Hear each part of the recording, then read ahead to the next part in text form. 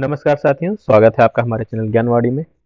जैसा कि हम लोग सीटेट के पीवाईक्यू का एनालिसिस कर रहे हैं और आज का जो हमारा विषय होगा वो होगा गणित का पेपर फर्स्ट के अंतर्गत।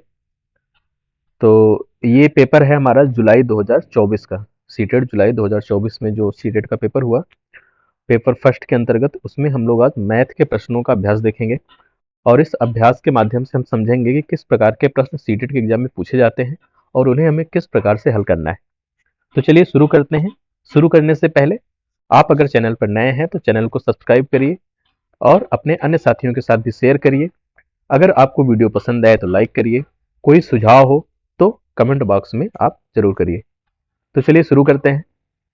यहाँ पे ये हमारा पेपर फर्स्ट के अंतर्गत जो दूसरा भाग है, प्रश्न क्रमांक 31 से लेके 60 तक, ये मैथ के प्रश्न होते हैं। मैथ के प्रश्न यहाँ पे निर्देश देखें तो लिखा हुआ है कि निम्नलिखित प्रश्नों के उत्तर देने के लिए सही और सबसे उपयुक्त विकल्प चुनिए। तो ये शब्द बहुत ही महत्वपूर्ण है कि हमें सबसे उपयुक्त विकल्प का चुनाव करना है, जैसा कि मैंने पहले भी बताया था। तो चलिए देखते हैं। सबसे पहला प्रश्न यहाँ पे है हमारा प्रश्न संख्या 31। पढ़ लेते हैं। दिया है कि गणित की कक्षा में विद्यार्थियों में वैयक्तिक भिन्नता की पहचान के लिए निम्नलिखित में से कौन सी आकलन तकनीकी उपयुक्त नहीं होगी। यहाँ पे हमेशा ध्यान देंगे, जब भी प्रश्न को पढ़ेंगे तो हिंदी के साथ साथ आप इंग्लिश पे भी थोड़ा सा ध्यान दे देंगे कि नहीं पूछ रहा है या क्या लिखा हुआ है। ठीक, तो कह रहा है कि गणित की कक्षा में विद्यार्थियों में वैयक्तिक भिन्नता की पहचान के लिए निम्नलिखित में से कौन सी आकलन तकनीकी उपयुक्त नहीं होगी। तो हमें ढूंढना है कौन सी आकलन तकनीकी उपयुक्त नहीं है, किसके लिए, वैयक्तिक भिन्नता की पहचान के लिए। किसमें करना है, विद्यार्थियों में हमें वैयक्तिक भिन्नता की पहचान करनी है। तो यहाँ पे 4 ऑप्शन दिए गए हैं, योगात्मक आकलन, रचनात्मक आकलन, नैदानिक आकलन और समकक्षी आकलन। चारों ऑप्शन को अगर हम ध्यान से देखें तो जो योगात्मक आकलन है, योगात्मक आकलन में क्या होता है कि इसे इकाई या किसी कोर्स के अंत में जो कुल उपलब्धि होती है, जो टोटल उसका परफॉर्मेंस होता है, उसकी ग्रेडिंग के लिए या उसकी कुल उपलब्धि को मापने के लिए किया जाता है और यह उसके समग्र प्रदर्शन को मापता है। तो ये जो है, इसके द्वारा हम व्यक्तिगत भिन्नता की पहचान नहीं कर सकते कि जो अलग अलग विद्यार्थियों में जो उसकी वैयक्तिक भिन्नता है, उसकी पहचान करने के लिए योगात्मक आकलन जो है यह उपयुक्त तकनीकी नहीं है। रचनात्मक आकलन क्या होता है, इसमें ये जो प्रक्रिया है, यह आकलन जो है ये शिक्षण प्रक्रिया के दौरान इसका आकलन किया जाता है। इसमें शिक्षण प्रक्रिया के दौरान या उसके पहले अगर आकलन प्रगति की निगरानी किया जाता है, जिसमें व्यक्तिगत जरूरतों के अनुसार, जो उसकी व्यक्तिगत जरूरतें होते हैं उसके अनुसार उसमें सुधार करने का प्रयास किया जाता है। नैदानिक आकलन क्या होता है, नैदानिक आकलन में ये इसमें क्या होता है कि जो शिक्षण कार्य शुरू होने से पहले या तो शुरू होने के दौरान, या तो शुरू होने से पहले या तो शुरू होने के दौरान बच्चों की या विद्यार्थियों की जो मौजूदा ज्ञान है, जो उनका मौजूदा कौशल है, उसकी कमजोरियों की जांच के लिए इसका उपयोग किया जाता है। तो इसमें भी व्यक्तिगत विभिन्नताएं स्पष्ट रूप से पहचानी जा सकती हैं। और समकक्षीय आकलन क्या होता है, समकक्षीय आकलन में विद्यार्थी जो है एक दूसरे के कार्य का मूल्यांकन करते हैं। इसमें जो विद्यार्थी होते हैं वो स्वयं ही एक दूसरे के कार्य का मूल्यांकन करते हैं। इसमें भी व्यक्तिगत भिन्नताओं को उजागर करने में सहायता मिलती है। तो हमने क्या ढूंढना है, कह रहा है कि व्यक्तिगत भिन्नता की पहचान के लिए कौन सी आकलन तकनीक उपयुक्त नहीं। हमने बताया कि जो योगात्मक आकलन है, योगात्मक आकलन ये व्यक्तिगत भिन्नता की पहचान के लिए आवश्यक नहीं है। यह क्या करता है, यह समग्र रूप से आकलन के लिए होता है। यह आकलन किसके लिए होता है, यह समग्र ग्रेडिंग के लिए, समग्र प्रदर्शन को मापता है।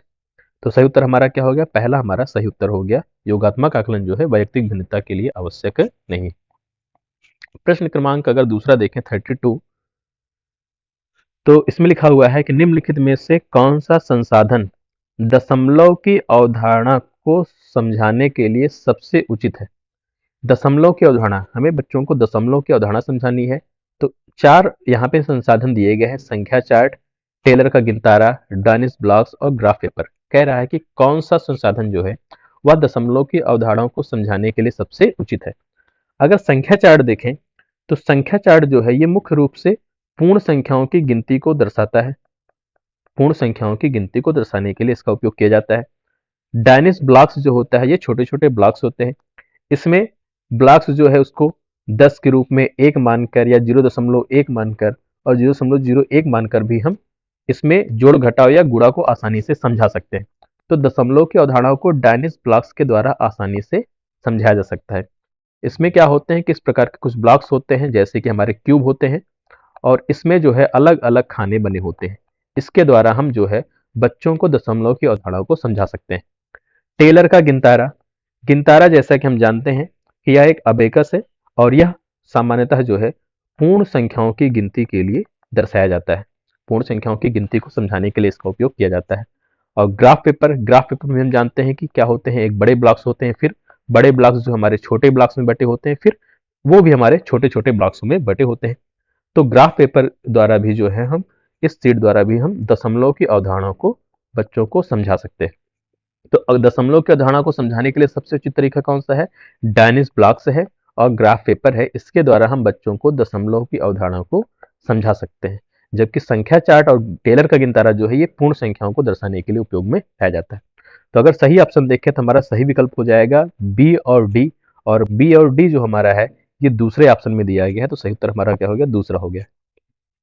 इसके बाद प्रश्न क्रमांक अगर हम 33 देखें अर्थात तीसरा प्रश्न, तो इसमें लिखा हुआ है एक कक्षा में विद्यार्थी प्रतिशतता छूट पर आधारित प्रश्नों को हल कर रहे हैं। एक प्रश्न में विद्यार्थियों को प्रत्येक मोटरसाइकिल पर 8% की छूट छूट के साथ दो मोटरसाइकिलों के मूल्य का परिकलन करने की आवश्यकता है। एक समूह दोनों मोटरसाइकिलों के कुल मूल्य का परिकलन करता है, फिर कुल मूल्य से 16% काट लेता है। इस समूह द्वारा प्रयोग की गई विधि है। इसमें कहा गया है कि एक कक्षा में विद्यार्थी जो है प्रतिशतता छूट पर आधारित प्रश्नों को हल करता है। अब हल क्या करता है कि कहा जा रहा है कि एक मोटरसाइकिल पर 8% की छूट दी जा रही है और दो मोटरसाइकिलों के मूल्य का परिकलन करना है, जिसमें वह परिकलन करने के लिए एक शॉर्टकट का उपयोग करता है और कुल 16% मूल्य काट लेता है। तो इस समूह द्वारा प्रयोग की गई विधि सही है या छूट और मूल्य को प्रकट करने का एकमात्र तरीका है? तो यह तो सही नहीं है। हम जानते हैं कि अगर मान लीजिए यहाँ पे देखें, अगर मान लीजिए एक साइकिल का मूल्य 100 रुपए है और उस पर 8% की छूट देता है तो उसका मूल्य हो गया 92 रुपए। सामान्य गणित का नियम। अगर मान लीजिए दो साइकिल है तो दो साइकिल का मूल्य कितना हो गया? 200। 200 पर अगर वह 16% की छूट देगा, 200 पे अगर वह 16% की छूट देगा तो इसको हम कैसे कर सकते हैं? 200 गुणे 16 बटे 100। तो 16 दूना 32 अर्थात 32 रुपए का छूट आएगा। तब आ जाएगा 100, सॉरी 200 में से 32 घटाएंगे तो आ जाएगा 168 रुपए। इसका मतलब है कि एक साइकिल उसे मिल रहा है 92 का, जबकि दो साइकिल उसे मिल रहा है कितना? 168 का। कब? जब वह 16% की छूट देगा। और हमने अगर अगर हम यहाँ पे इसका परिकलन करें कि एक साइकिल पर 8% की छूट है तो 92 रुपए की एक साइकिल, तो दो साइकिल हमारी हो जाएगी 92 गुणे 2 184 रुपए। इसका मतलब है कि ये जो विधि है कि वह कुल मूल्य से 16% काट लेता है, यह गलत विधि है।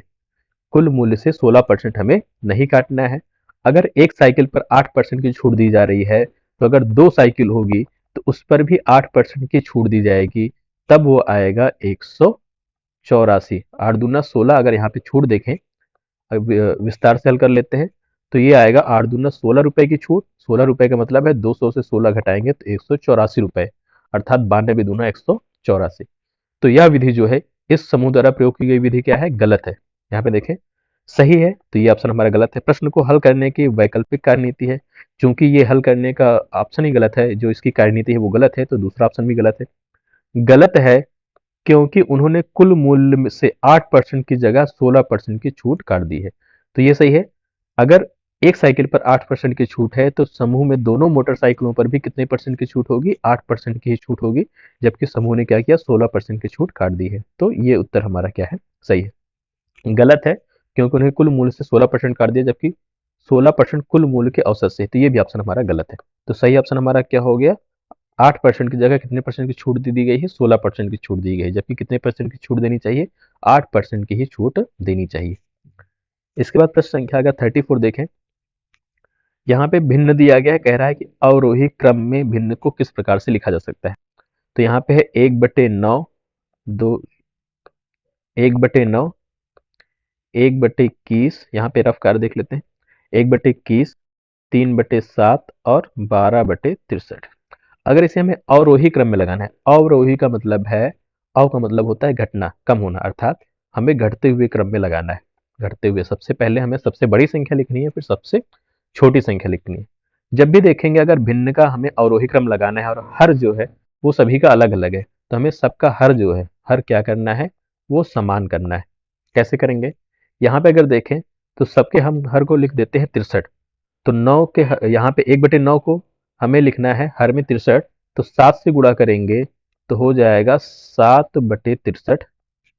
इसको हमें 63 करना है तो 3 से गुणा करेंगे तो हो जाएगा 3/63। 3/7 को हमें 63 करना है तो 9 से गुणा करेंगे तो हो जाएगा 9 त्रिक 27 और 9 सत्ते 63। और इसको, ये हमारा 63 है ही, ये हो गया हमारा 12/63। तो अगर हम अवरोही क्रम देखें तो सबसे बड़ा हमारा है 27/63। 27/63 का मतलब है 3/7। दूसरा हमारा है 12/63, तो 3/7 के बाद हमारा 12/63।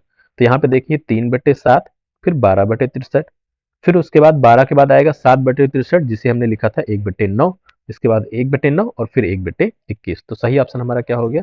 दूसरा हमारा सही ऑप्शन हो गया, अर्थात ये हमारा इसका अवरोही क्रम हो गया। इसके बाद प्रश्न संख्या 35 देखते हैं। निम्नलिखित में से बच्चों के लिए कौन सा अधिगम अनुभव निम्नलिखित में से बच्चों के लिए कौन सा अधिगम अनुभव समाज और दैनिक जीवन में गणित के योगदान को प्रतिबिंबित करता है? अब यहाँ पे ये प्रश्न जो है, ध्यान देंगे, हमने कहा कि जब भी प्रश्न को देखेंगे तो एक बार जो इंग्लिश का स्टेटमेंट लिखा हुआ है उसको भी जरूर देख लेंगे, क्योंकि जो इसका प्रश्न है वो इंग्लिश में ही, अगर कोई भी विवाद होता है तो इंग्लिश के प्रश्न को भी ही ऑफिशियल माना जाता है। तो यहाँ पे देखें, प्रश्न लिखा हुआ है कि which of the following learning experiences for children does not reflect the contribution of mathematics to everyday life and society. यहाँ पे लिखा हुआ है डज नॉट, इसका मतलब है कि यहाँ पे ये प्रश्न हो जाएगा कि निम्नलिखित में से बच्चों के लिए कौन सा अधिगम अनुभव समाज और दैनिक जीवन में गणित के योगदान को प्रतिबिंबित नहीं करता। तो यहाँ पे ये प्रश्न मिसप्रिंट है, कौन सा योगदान गणित के योगदान को प्रतिबिंबित नहीं करता। तो प्रश्न का मतलब ये है कि बच्चों के लिए कौन सा अनुभव जो है समाज और दैनिक जीवन में गणित के योगदान को प्रतिबिंबित नहीं करता है। अब ऑप्शन अगर देखें तो औपचारिक और अनौपचारिक भाषा दोनों का उपयोग कर गणितीय विचारों का लिखित में संप्रेषण। तो गणित का लिखित में संप्रेषण जो है, यह समाज और दैनिक जीवन से सीधे तरीके से जुड़ा हुआ नहीं है। तो सही ऑप्शन तो हमारा पहला हो गया, अर्थात कौन सा प्रतिबिंबित नहीं करता समाज और दैनिक जीवन में? औपचारिक जो अनौपचारिक भाषा है, दोनों का उपयोग हम गणितीय विचारों का किसमें कर रहे हैं? लिखित संप्रेषण में कर रहे हैं। तो यह हमारा जो है लेखन कौशल है, भाषाई कौशल का हिस्सा है। यह हमारा सीधे दैनिक जीवन या समाज के गणित व्यवहारिक योगदान से जुड़ा हुआ नहीं है। दूसरा अगर देखें तो रोजगार के भिन्न भिन्न क्षेत्रों के लोगों से मिलना और अन्वेषण करना कि वे अपने काम में गणित का प्रयोग किस प्रकार कर रहे हैं, तो ये हमारा समाज से जुड़ा हुआ है। तीसरा, दैनिक जीवन में उत्पन्न डेटा को एकत्र करना, सुव्यवस्थित करना, निरूपित करना और प्रतिपादित करना, ये भी हमारा समाज से जुड़ा हुआ है। छोटे समूह वाले ऐसे खेल खेलना जो गणितीय कौशल एवं अवधारणाओं पर आधारित है, तो ये भी हमारा दैनिक जीवन से जुड़ा हुआ योगदान है। तो सही ऑप्शन हमारा क्या हो जाएगा कि कौन सा दैनिक जीवन में गणित के योगदान को प्रतिबिंबित नहीं करता? तो औपचारिक और अनौपचारिक भाषा दोनों का उपयोग गणितीय विचारों का लिखित में संप्रेषण, तो ये हमारा जो है गणित के योगदान को प्रतिबिंबित नहीं करता। हालांकि सीटेट ने इस प्रश्न पर सभी को सारे नंबर दिए हैं, सभी को, किसी ने भी अगर इस प्रश्न को अटेम्प्ट किया है तो सभी को इसमें बोनस नंबर मिले हुए हैं। इसके बाद प्रश्न संख्या अगर 36 देखें, निम्नलिखित में से क्या गणित की एक प्रयोगशाला की विशेषताओं को निरूपित करता है? अर्थात प्रश्न कह रहा है कि यहाँ पे 4 ऑप्शन दिए हैं, कौन सा कथन जो है वो गणित की प्रयोगशाला की विशेषताओं को निरूपित करता है? पहला अगर कथन देखें, यह अनौपचारिक अन्वेषण के द्वारा गणित में आनंद लेने का स्थान है। तो यह सही है। इसके द्वारा हम अनौपचारिक तरीके से गणित को आनंद के माध्यम से सीखते हैं। गणित हमारे लिए क्या हो जाता है, मजेदार हो जाता है और आनंददायक होता है, जिससे विद्यार्थियों को कम भय होता है और पढ़ने में रुचि होती है। यह प्रयोगों के द्वारा गणितीय प्रमेयों को सिद्ध करने के अवसर प्रदान करती है। तो यह गलत है। प्रमेय को सिद्ध करना जो है, ये प्रयोगशालाओं में नहीं होता, बल्कि ये हमारा क्या है, औपचारिक सिद्धि का उद्देश्य नहीं है। इसको हम क्लास में ही नियम के द्वारा या थ्योरी के माध्यम से इसे हम करते हैं। तो ये हमारा प्रयोगशाला की विधि नहीं है। तो बी हमारा क्या हो गया, गलत हो गया। यह कंजेक्चर बनाने, उसकी जांच करने और देखे गए पैटर्न का सामान्यीकरण करने का अवसर प्रदान करती है। तो यह भी गणित प्रयोगशाला की एक मूल विशेषता है, जिसमें विद्यार्थी जो है पैटर्न देखकर अनुमान लगाते हैं, उसे जांचते हैं और उसका सामान्यीकरण करते हैं, इसमें खोजबीन करते हैं। अगला है कि इसका उपयोग विद्यार्थियों के गणित के ज्ञान का आकलन करने के लिए, तदनुसार उनको ग्रेड देने के लिए किया जाता है। तो चौथा ऑप्शन भी हमारा गलत है कि प्रयोगशाला का उपयोग जो है आकलन और ग्रेडिंग के लिए नहीं होता, बल्कि अधिगम प्रक्रिया जो है उसको समृद्ध करने के लिए होता है, अर्थात बच्चे अच्छे से अच्छे उसको सीख पाए, उनके अधिगम की जो प्रक्रिया है, अधिगम की जो अ, उसका लक्ष्य है, वो ज़्यादा से ज़्यादा उसे प्राप्त कर सके। तो सही ऑप्शन हमारा हो जाएगा ए और सी, ए और सी, जो कि प्रयोगशाला की विशेषता को निरूपित करते हैं। तो अगर हम देखें ए और सी जो है, वो हमारा दूसरे ऑप्शन में दिया गया है। तो दूसरा ऑप्शन हमारा क्या हो जाएगा, सही हो जाएगा, ए और सी। इसके बाद प्रश्न संख्या 37। तो ये हमारा बहुत ही आसान सा प्रश्न है। कह रहा है कि 1 करोड़ है कौन, 1 करोड़ हमारा कितने मिलियन के बराबर है। तो हम जानते हैं 1 मिलियन जो है, 1 मिलियन, 1 मिलियन बराबर हमारा होता है 10 लाख। 1 मिलियन बराबर कितना, 10 लाख। अगर हम 10 मिलियन की बात करें, तो 10 मिलियन बराबर हो जाएगा 100 लाख, और 100 लाख को ही हम कहते हैं 1 करोड़। तो 1 करोड़ हमारा किसके बराबर, 10 मिलियन के। तो सही ऑप्शन हमारा क्या हो गया, पहला हमारा सही ऑप्शन हो गया, 10 मिलियन। इसके बाद प्रश्न संख्या हमारा 38। यहाँ एक टेबल दिया हुआ है, तालिका दी गई है। कह रहा है कि किसी सप्ताह में एक दंत चिकित्सालय में मरीजों की संख्या इस प्रकार थी। एक हमारा दंत चिकित्सालय जिसमें सोमवार को मरीजों की संख्या 25, मंगलवार को 38, बुधवार को 45, बृहस्पतिवार को 18, शुक्रवार को 36 और शनिवार को 39। इस तालिका के आधार पर गलत कथन का चुनाव करना है कि कौन सा कथन जो है गलत है। पहला अगर देखें, आंकड़ों का परिसर 27, अर्थात रेंज क्या है, 27। रेंज निकालने के लिए हम सबसे अधिक संख्या को सबसे कम संख्या से क्या करेंगे, घटा देंगे। तो सबसे अधिक संख्या क्या है, 45 है। सबसे कम संख्या क्या है, 18 है। इसको घटाएंगे तो ये आएगा 27। इसका मतलब पहला कथन हमारा क्या है, सही है। अधिकतम दिनों में मरीजों की संख्या 30 से अधिक है। तो अगर हम 30 से अधिक मरीजों की संख्या देखें, तो यहाँ पे है 38, 45, 36 और 39। हम देख रहे हैं 6 में से 4 दिन जो है वो अधिक मरीजों की संख्या जो है 30 से अधिक है। तो दूसरा कथन भी हमारा क्या है, सही है। तीसरे में देखिए, सोमवार और बुधवार को मरीजों की संख्या का अंतर 20 है। तो सोमवार को मरीजों की संख्या 25 है और बुधवार को मरीजों की संख्या 45 है। दोनों का अंतर कितना है, 20 है। तो तीसरा कथन भी सही है। 3 कथन सही, तो चौथा कथन हमारा क्या हो जाएगा, गलत हो जाएगा। कह रहा है मरीजों की कुल संख्या 200 थी, तो अगर जोड़ेंगे तो ये मरीजों की कुल संख्या 200 नहीं है। ठीक, यहाँ पे जोड़ेंगे, 5 5 10, 10 8 18, 18 8 26, 26 6 32 और 32 9 41, और 4 2 6 3 9, 4 13, 1 14 और 14 6 हो गए 20। तो कितनी है, 201। मरीजों की संख्या कुल कितनी हो गई, 201। तो हमारा सही ऑप्शन कितना हो गया, सही ऑप्शन हमारा हो गया चौथा ऑप्शन, जो कि गलत है। हमें गलत कथन को चुनाव करना है। तो गलत कथन हमारा कौन सा है, तो हमारा चौथा ऑप्शन जो है वो क्या है, गलत है। ठीक, तो मरीजों की संख्या कुल संख्या कितनी, 200 नहीं थी, 200 कितनी है, 201 है। तो इसके बाद हम चलते हैं अपने अगले प्रश्न की ओर। निम्नलिखित में से किन भारतीय गणितज्ञों को संख्यात्मक विश्लेषण, अर्थात जो न्यूमेरिकल एनालिसिस है, उसके संस्थापक के रूप में जाना जाता है। तो संस्थापक जो संख्यात्मक विश्लेषण की, हमारा फैक्चुअल प्रश्न है गणित के। तो गणितज्ञों को संख्यात्मक विश्लेषण के संस्थापक रूप में किसे जाना जाता है, तो इसका सही ऑप्शन जो हमारा है वो हो गया रामानुज, रामानुज और भास्कराचार्य। कौन कौन से हो गए, रामानुज और भास्कराचार्य, अर्थात सॉरी, रामानुज और वाराह मिहिर। तो पहला और तीसरा, पहला और तीसरा कहाँ है, ये है हमारा पहला और तीसरा। तो संख्यात्मक विश्लेषण के संस्थापक कौन हो गए? रामानुज और वाराह मिहिर। इसके बाद प्रश्न संख्या 40, ये भी हमारा गुणा का प्रश्न, सामान्य सा प्रश्न है कि एक अंडे का द्रव्यमान 65 ग्राम है, 2 दर्जन अंडों का द्रव्यमान कितना होगा?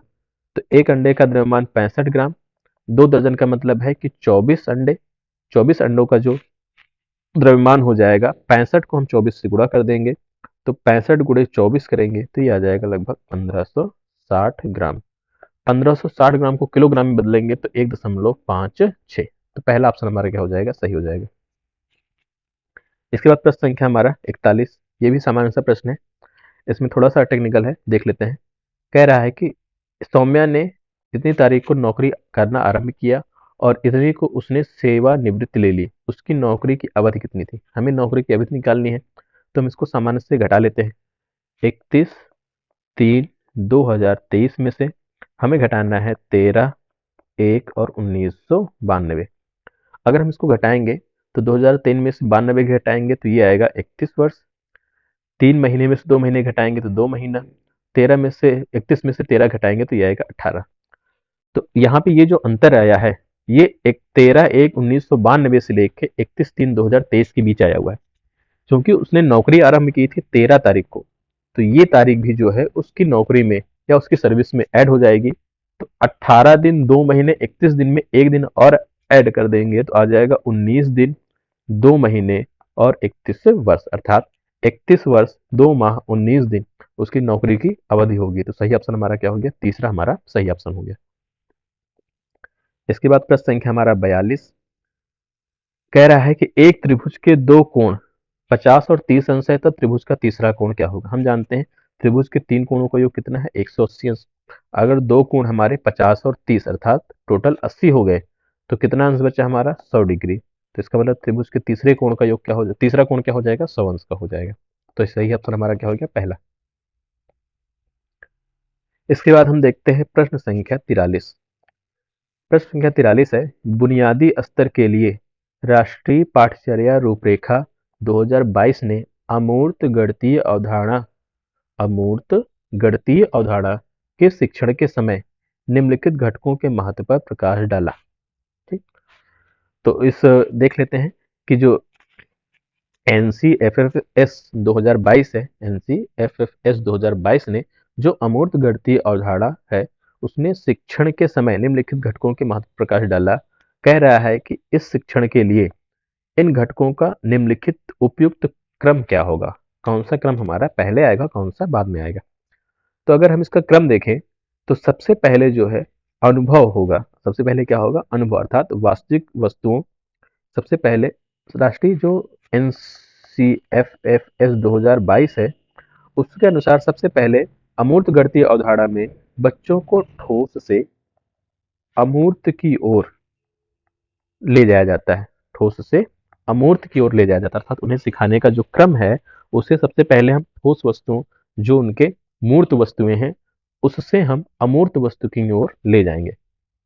तो यहाँ पे सबसे पहले हम मूर्त वस्तुओं को अगर देखें तो सबसे पहले हम जो क्रम में आएगा वो आएगा अनुभव।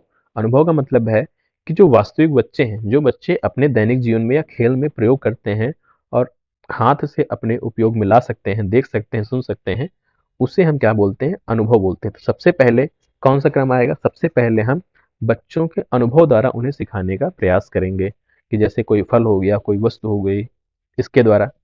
इसके बाद हम चित्रों का प्रयोग करते हैं, अर्थात वही जो वास्तविक वस्तु है उसे हम चित्रों या दृश्यों के माध्यम से सिखाने का प्रयास करते हैं। तो सबसे पहले हम बच्चों के अनुभव, जो उनके दैनिक जीवन में वस्तु है, उसके द्वारा सिखाएंगे। फिर उसके बाद हम चित्रों का प्रयोग करेंगे। इसके बाद हम जो उनकी बोलचाल वाली भाषा है, जैसे चित्रों या उन्हें जो जिस वस्तुओं को देखा है उस वस्तुओं को वो क्या बोलते हैं, उन वस्तुओं में उस किस शब्दों का प्रयोग करते हैं, तो उस बोलचाल वाली भाषा का हम प्रयोग करते हैं। तो यहाँ पे देखें, इससे पहले ये हमारा बोलचाल वाली भाषा आएगा चित्रों से पहले, क्योंकि अनुभव का मतलब है कि बच्चों ने जिस वस्तुओं को देखा है उसे, जिन वस्तुओं को देखा है, जिन वस्तुओं को वो देखते हैं उसे वो अपनी बोलचाल वाली भाषा में क्या बोलते हैं, उनका शब्द क्या है। तो बोलचाल वाली भाषा के बाद उस वस्तुओं को जो बच्चे अनुभव करेंगे उसे चित्रों या दृश्यों के माध्यम से उसे सिखाने का प्रयास किया जाएगा। और उसके बाद सबसे अंत में जो है, जो लिखित चिन्ह हैं, जो प्रतीक हैं, उनका हम प्रयोग करना सिखाएंगे। तो अगर हम देखें कि अमूर्त गणितीय अवधारणाओं को सिखाने के लिए सबसे पहले हम उनके अनुभव को उपयोग में लाते हैं, फिर बोलचाल वाली भाषा के द्वारा बच्चों के अनुभव पर चर्चा करते हैं। उसके बाद हम चित्रों के माध्यम से उनके जो चित्र हैं, दृश्य हैं, उसके माध्यम से हम उन उदाहरणों को समझाते हैं। और उसके बाद उन्हें हम लिखने के लिए या प्रतीकों को सामान्यीकरण में लिखित रूप से हम लिखने का प्रयास करना सिखाते हैं। अगर उदाहरण के माध्यम से समझें तो जैसे मान लीजिए सेब है, सबसे पहले हम सेब के बारे में उनके अनुभव को समझते हैं। फिर उस सेब को अगर 2 सेब 3 सेब रख दिया जाए तो उन सेबों की संख्या पर हम चर्चा करते हैं कि कितने सेब हैं, कैसे सेब हैं। फिर उसके बाद हम उन्हें उस सेब के चित्र को दिखाते हैं और चित्रों के द्वारा फिर हम उसको लिखने का प्रयास करते हैं। तो सही ऑप्शन अगर देखें तो सबसे पहला हमारा बी हो गया अनुभव, फिर बोलचाल वाली भाषा सी, फिर हमारा डी और फिर हमारा लिखित चिन्ह। तो सही बस ऑप्शन हमारा क्या हो गया, चौथा बी सी डी और ए। इसके बाद प्रश्न संख्या हमारा 44 है। यहाँ पे 2 कॉलम दिए गए हैं, दोनों कॉलम को हमें मिलाना है। श्यामपट्ट का एक फलक, श्यामपट्ट का एक जो फलक है, ये क्या है, एक तल का एक भाग निरूपित करता है, एक तल के एक भाग को निरूपित करता है। रेखा क्या है, रेखा जो है, ये रेखा की निश्चित लंबाई नहीं होती है। किरण क्या है, किरण का एक अंत बिंदु होता है, किरण क्या है, किरण का एक अंत बिंदु होता है, एक बिंदु अंत होता है, एक बिंदु हम अनंत तक बढ़ा सकते हैं। रेखाखंड के 2 अंत बिंदु होते हैं, रेखाखंड के क्या होते हैं, 2 अंत बिंदु होते हैं। तो ए हमारा हो गया 3, ए में 3, बी हमारा हो गया 4। तो ए में 3, बी में 4, सी में 2 और डी में 1। तो तीसरा ऑप्शन हमारा क्या हो गया, सही हो गया। इसके बाद प्रश्न संख्या हमारा 45। 22 एचएम और 8 डैम बराबर है। ये हमारा एचएम का मतलब है हेक्टामीटर, ठीक, और डैम का मतलब है डेकामीटर। तो 1 हेक्टामीटर बराबर होता है 100 मीटर और एक डैम बराबर होता है डेकामीटर बराबर 10 मीटर।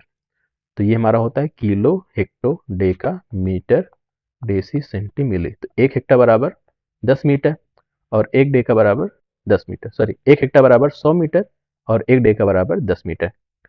तो 22 हेक्टा मतलब 2200 और 8 डेका बराबर 8 गुणे 10, 80। तो इसको जोड़ेंगे तो 2280 मीटर आ गया। हमारा ऑप्शन हो गया दूसरा 2208, सॉरी 2280। तीसरा तीसरा ऑप्शन हमारा क्या हो गया, सही हो गया 2280 मीटर, ठीक, क्योंकि 1 हेक्टा में कितने 100 मीटर और 1 डेका में कितने 10 मीटर। इसके बाद हम लोग देखते हैं प्रश्न संख्या 46। प्रश्न संख्या हमारा 46। यदि x अनुपाते y बराबर p अनुपाते q, तो निम्नलिखित में से कौन सा कथन सत्य है। तो यहाँ पे 4 कथन दिए गए हैं, कहा जा रहा है कौन सा कथन हमारा सत्य है। तो दिया गया स्टेटमेंट जो है हमारा, वो है x अनुपाते y बराबर p अनुपाते q। तो अगर हम पहला कथन देखें तो x अनुपाते y, sorry x plus Y अनुपाते y बराबर p प्लस q अनुपाते q। तो अगर यहाँ पे देखें x बटे वाई बराबर p बटे q, अगर हम दोनों साइड 1 जोड़ दें, x बटे वाई प्लस 1, p बटे q प्लस 1, तो ये हमारा हो जाएगा x प्लस वाई बटे वाई और ये हो जाएगा p प्लस q बटे q।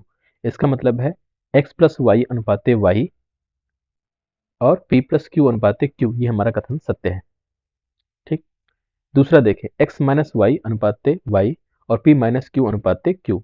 यहीं पे अगर हम इसको -1 कर दें, -1 माइनस, तो x माइनस वाई बटे वाई और p माइनस क्यू बटे क्यू।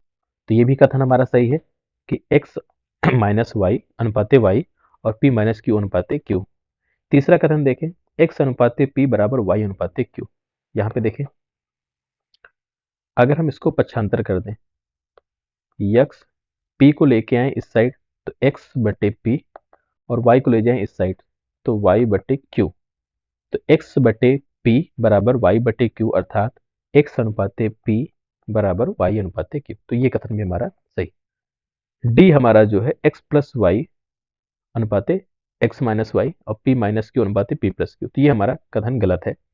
यहाँ पे देखें तो ए बी सी सही है तो अगर जो हमारा चौथा ऑप्शन है ए, बी और सी, ये कथन हमारा क्या हो गया, सही हो गया। इसके बाद प्रश्न संख्या 47, इसको हमें हल करना है। इसको हल करेंगे तो अगर हम 1 2 3 3 2 1 0, इसको 5 5 5 5 अर्थात 5555 से भाग देंगे तो आएगा 222। 222 में से 222 घटाएंगे तो आएगा 0। सही उत्तर हमारा क्या हो जाएगा, दूसरा। इसके बाद प्रश्न संख्या हमारा 48 48, संख्याओं के बारे में निम्नलिखित में से कौन सा कथन सत्य है। तो यहाँ पे देखें, विच of the following statement is या आर ट्रू अबाउट नंबर्स। तो प्रश्न संख्या 48, यहाँ पे सभी धनात्मक पूर्णांक पूर्ण संख्याएं हैं। तो ये कथन हमारा बिल्कुल सही है। का संख्या चार्ट पर हमने बताया था कि जीरो जीरो से लेके इधर की जो संख्याएं होती हैं 1 2 3 4 5 लेके अनंत तक, ये हमारी क्या है, पूर्ण संख्या है। और ये सभी क्या है, धनात्मक संख्या है। तो सभी धनात्मक संख्याएं कौन सी संख्या है, पूर्ण संख्या है। कथन हमारा सही है। सभी पूर्ण संख्याएं पूर्णांक भी होती हैं। तो जितनी भी पूर्ण संख्याएं हैं वो हमारी पूर्णांक संख्या भी होती है। ये भी कथन सही है, क्योंकि पूर्ण संख्या 0 से स्टार्ट होती है और पूर्णांक में हमारा ऋणात्मक, धनात्मक और शून्य सभी सम्मिलित होता है। सभी परिमेय संख्याएं वास्तविक संख्याएं होती हैं। तो हमने बताया था वास्तविक संख्याएं दो प्रकार की होती हैं, एक होती है परिमेय और एक होती है अपरिमेय। तो सभी परिमेय संख्याएं वास्तविक संख्याएं होती, ये भी सही है। सभी अपरिमेय संख्याएं वास्तविक संख्याएं, ये भी सही है। कथन हमारा ए बी सी डी चारों सही है। ए बी सी डी अगर देखें तो ऑप्शन में कहीं पे ए बी सी डी चारों ऑप्शन नहीं दिया गया है, तो सही विकल्प चुनना है। तो चारों ऑप्शन हमारे क्या है, गलत है। इस पे सीटेड ने सभी को बोनस नंबर दिया हुआ है 1 नंबर। इसका मतलब चारों ऑप्शन हमारे सही है। और विकल्प में जो है कोई भी ऑप्शन हमारा चारों नहीं दिया हुआ है। ठीक, तो चारों कथन हमारे क्या हो गए, सही हो गए। इसके बाद प्रश्न संख्या 49, गणित उन स्तरों में पदानुक्रमित है जो तार्किक रूप से व्यवस्थित है। ये कथन हमारा है कि गणित उन स्तरों में पदानुक्रमित हैं जो तार्किक रूप से व्यवस्थित हैं के लिए कौन से उदाहरण सही हैं। तो इस कथन के उदाहरण कौन कौन से सही हैं। पूर्णांकों की अवधारणा को संख्याओं के गुणन और भाग की अवधारणा से पूर्व विकसित करने की आवश्यकता होती है। तो अगर ये कथन देखें तो ये कथन हमारा आंशिक रूप से सही है। आंशिक रूप से सही का मतलब है कि अगर हम प्राथमिक स्तर पर बात करें अर्थात 1 से 5 के लिए, तो ये कथन हमारा गलत होता है। लेकिन अगर हम 6 से 8 के लिए बात करें या उच्च स्तर पर बात करें, उच्च स्तर की शिक्षा के लिए, तो ये कथन हमारा क्या है, सही है कि गुणन और भाग की अवधारणा से पूर्व हमें पूर्णांकों की अवधारणा को समझाना चाहिए। तो चूंकि ये जो पेपर है ये हमारा प्राथमिक स्तर का है, प्राथमिक स्तर पर हम बच्चों को पूर्णांकों की अवधारणा को ना समझाकर हम गुणन और भाग की अवधारणा को पहले समझाते हैं। तो एक कथन हमारा क्या है, गलत है। गुणन योग की अवधारणा का अनुपालन करता है और उस पर विकसित होता है। तो ये हमारा सही है कि गुणन जो है वो योग की अवधारणा का अनुपालन करता है और उसी पर आधारित होता है। संख्या बोध को योग और व्यकलन की अवधारणा से पूर्व विकसित करने की आवश्यकता है। तो ये कथन भी हमारा सही है। इसका जो क्रम है, पदानुक्रम, वो सही है कि सबसे पहले हम बच्चों को संख्याओं का बोध कराते हैं, उसके बाद हम जोड़ और घटाने की अवधारणा को समझाते हैं। तो बी और सी कथन हमारे सही हैं।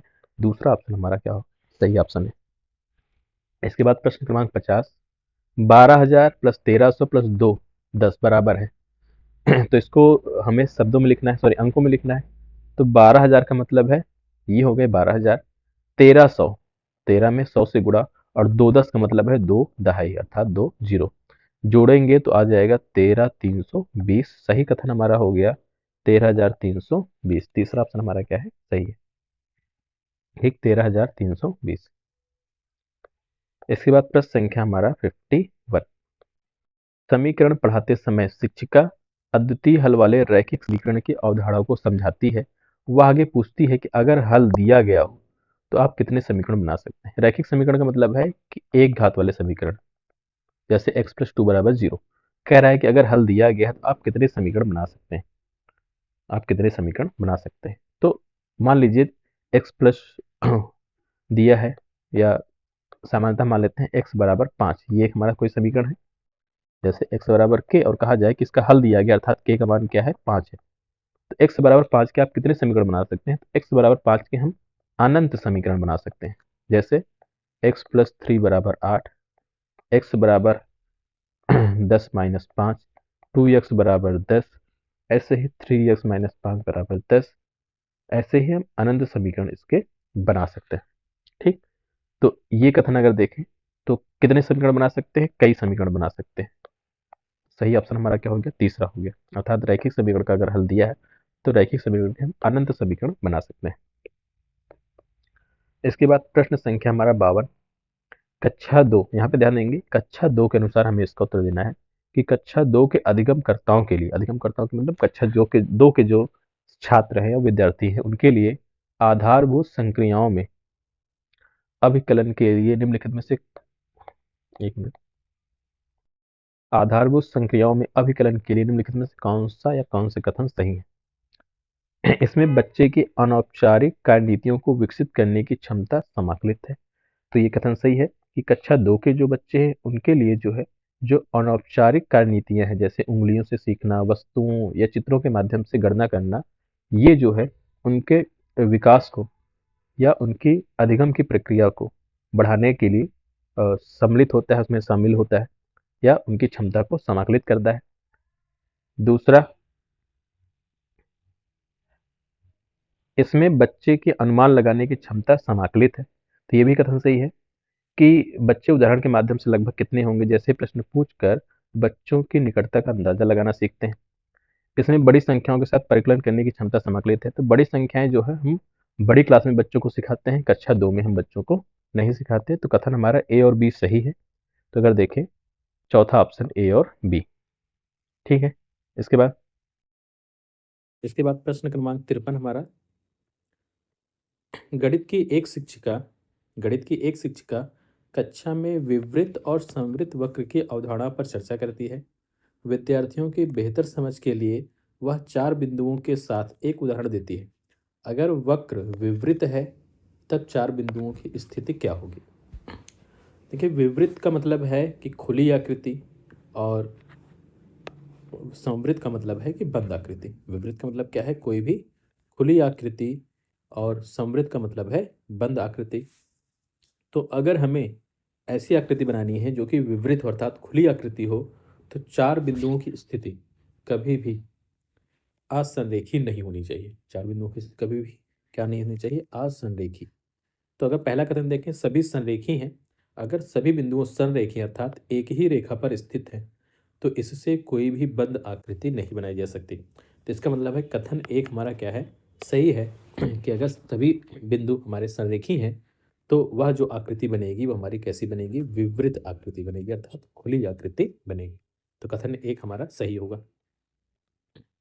इसके बाद प्रश्न क्रमांक हमारा 54, मुख्य उपागम जिसकी सलाह राष्ट्रीय पाठचर्या रूपरेखा 2005 में गणित के शिक्षण अधिगम को लेकर की गई है वह है। मुख्य उपागम क्या है जिसकी चर्चा कहाँ की गई है? राष्ट्रीय पाठचर्या रूपरेखा में गणित के शिक्षण अधिगम को लेकर की गई है। तो अगर कथन एक देखें, पहला हमारा है शिक्षावाद, दूसरा उपयोगितावाद, तीसरा व्यवहारवाद और चौथा रचनात्मकतावाद। तो रचनावाद की जो एनसीएफ 2005 में जो अधिगम को लेकर जिसकी चर्चा की गई, जो मुख्य उपागम है वो है रचनात्मकतावाद या रचनावाद की। अर्थात एनसीएफ 2005 कहता है कि गणित जो है बच्चों को रटने या सीधे शिक्षक से प्राप्त करने की बजाय अपने अनुभव से, अपने पूर्व ज्ञान से, अपने अनुभव से, अपने पूर्व ज्ञान से या अपने तर्क या अपने खोजबीन के द्वारा सीखने का प्रयास करना चाहिए। और इस क्रिया को हम क्या कहते हैं? रचनात्मकता या रचनात्मकवाद। इसे क्या कहते हैं? रचनात्मकतावाद। तो एनसीएफ 2005 की जो मुख्य उपागम है जिसकी सलाह दी गई है गणित के शिक्षण अधिगम में वो क्या है? रचनात्मकतावाद। तो सही ऑप्शन हमारा क्या हो गया? चौथा। इसके बाद प्रश्न क्रमांक 55 देखें, मिसिंग नंबर। इस सीरीज में हमें लुप्त संख्या जो है वो पता करनी है। तो 43, 47, 53, 59, फिर खाली स्थान 67, 71 और 73। तो अगर देखें तो ये सारे के सारे नंबर जो हैं वो हमारे अभाज्य संख्याएं। कौन सी संख्याएं हैं? अभाज्य संख्याएं। 43 के बाद जो अभाज्य संख्या आती है वो 47 आती है। 47 के बाद 63 आता है। 63 के बाद 59 आता है। 59 के बाद जो अभाज्य संख्या आती है वो आती है 61। और 61 के बाद 67, 71, फिर 73। तो लुप्त संख्या जो है इसमें कौन सी अभाज्य संख्या लुप्त है? 61 जो है ये हमारी क्या है? अभाज्य संख्या है। 60, 63 और 65 ये तीनों क्या हैं? भाज्य संख्या हैं। तो सही ऑप्शन हमारा क्या हो गया? पहला। इसके बाद प्रश्न क्रमांक 56, गणित कक्षा में शिक्षक भिन्न भिन्न कोणों की अवधारणा को समझाता है। उसे यह अनुभूति होती है कि कैंची की समझाने के सर्वोत्तम उदाहरण है। कैंची के द्वारा वह किन कोणों को सर्वोत्तम रूप से समझा सकता है? शीर्षाभिमुख कोण, कोणों का रैखिक युगल, संगत कोण और एकांतर कोण। तो यहाँ पे देखें, कैंची के द्वारा, यहाँ पे कैंची कैंची में दो तिर्यक रेखाएं होती हैं। कैंची में क्या होती हैं? दो तिर्यक रेखाएं होती हैं जो खुलने और बंद होने पर कोण बनाती हैं।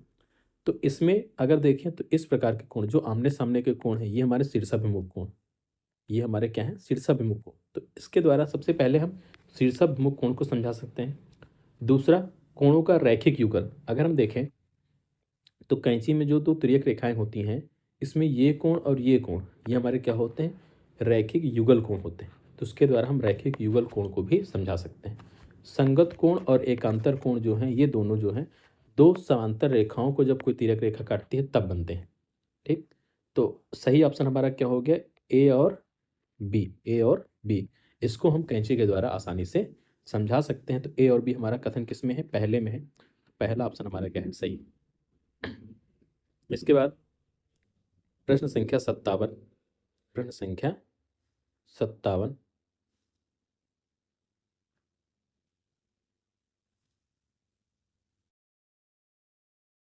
में देखें, राजू के पास 20 लीटर वाले प्रत्येक 5 बर्तनों में तारपीन का तेल है। उसे इसे 5 लीटर वाले 10 बर्तनों और 2 लीटर वाले 10 बर्तनों, बाकी को 1 लीटर वाले बर्तनों में भरा। 1 लीटर वाले बर्तनों की संख्या कितनी? तो 20 लीटर वाले 5 बर्तन हैं, तो टोटल कितने तारपीन के तेल हो गए? 100 लीटर। 5 लीटर वाले 10 बर्तन हो गए तो 50 लीटर भर दिया। 2 लीटर वाले 10 बर्तन हो गए तो उसने 20 लीटर भर दिया। तो कह रहा है कि 1 लीटर वाले कितने बर्तन लगेंगे? तो 50 और 20 अर्थात टोटल 70 लीटर उसने भर दिया है। 100 लीटर टोटल तेल से, तो कितने लीटर बचे? 30 लीटर। 30 लीटर भरने के लिए 1 लीटर वाले कितने बर्तनों की आवश्यकता होगी? 30 बर्तनों की आवश्यकता होगी। तो सही ऑप्शन हमारा क्या हो गया? दूसरा। प्रश्न संख्या 58, निम्नलिखित में से किस अक्षर की कोई सममित रेखा नहीं है? सममित रेखा का मतलब है कि जो एक दूसरे को सिमेट्रिक हो, जैसे कि अगर उन्हें दर्पण में दर्शाया जाए तो वे आकृतियां हमें सेम प्रतीत होंगी। अगर यहाँ पे हम कोई आकृति रखते हैं तो उसका जो मिरर आकृति बनेगी वो भी सेम बनेगी। इस प्रकार की आकृति को या इस प्रकार की रेखा को बोलते हैं सममित रेखा। तो अगर ए को देखें, ए को अगर हम दर्पण में रखेंगे तो वैसे ही बनेगा, अर्थात ये सममित रेखा वाला अक्षर है। यम को रखेंगे तब भी ये यम बनेगा, एक्स को रखेंगे तो ये भी एक्स बनेगा, एल को अगर रखेंगे तो ये जस्ट अपोजिट बनेगा। इसका मतलब यल जो है ये सममित रेखा वाला अक्षर नहीं है। तो सही ऑप्शन हमारा क्या हो गया? पहला यल। दूसरा देखें, 7 और बीच में खाली स्थान है, 7 और 2 के बीच क्या भरा जाए कि 123 से गुणा करने पर 92,496 आ जाए? तो 92,496 को अगर हम 123 से भाग करेंगे तो ये आ जाएगा 752। इसका मतलब है स्टार के स्थान पे कौन सा अंक आएगा? 5 आएगा। स्टार के स्थान पे कौन सा अंक आएगा? 5 आएगा। तो सही ऑप्शन हमारा क्या हो गया? 5। इसके बाद अंतिम प्रश्न, अंकों 5, 1, 0, 3, 9, 6 से बनी सबसे बड़ी और सबसे छोटी 6 अंकों की संख्या का अंतर निकालना है। तो ये बहुत ही आसान सा प्रश्न है। सबसे बड़ी संख्या बनाएंगे तो 9, 6, 5, 3, 1, 0, और सबसे छोटी संख्या बनाएंगे तो 1, 0, 3, 5, 6, 9। इसको घटाएंगे तो आ जाएगा 1, यहाँ पे आएगा हमारा 4, ये हो गया हमारा 7, ये हो गया हमारा 1 और ये हो गया हमारा 86। तो 8,61,741। पहला ऑप्शन हमारा क्या है? सही है, 86,17,41। तो ये थे हमारे 60 प्रश्न, और जो कि सीटेट जुलाई 2024 में पूछे गए। इन प्रश्नों के द्वारा आपने समझा होगा कि किस प्रकार के प्रश्न जो हैं सीटेट एग्जाम में पूछे जाते हैं, उन्हें हमें कैसे हल करना है, क्या अप्रोच होनी चाहिए। और सीटेट एग्जाम के लिए सबसे ज़्यादा महत्वपूर्ण हमारा प्रीवियस ईयर का एनालिसिस है। हम ज़्यादा से ज़्यादा प्रीवियस ईयर के एनालिसिस को देखें। अगर आपने पिछले एनालिसिस को नहीं देखा है तो आप हमारे प्लेलिस्ट में जाके वहाँ पे देख सकते हैं, जिसमें सीटेट और यूपी टेट के पिछले वर्ष के प्रश्नों के अभ्यास दिखाई दिए गए हैं और कुछ हमारे MCQ टेस्ट भी दिए गए हैं। तो आज के लिए इतना ही, धन्यवाद।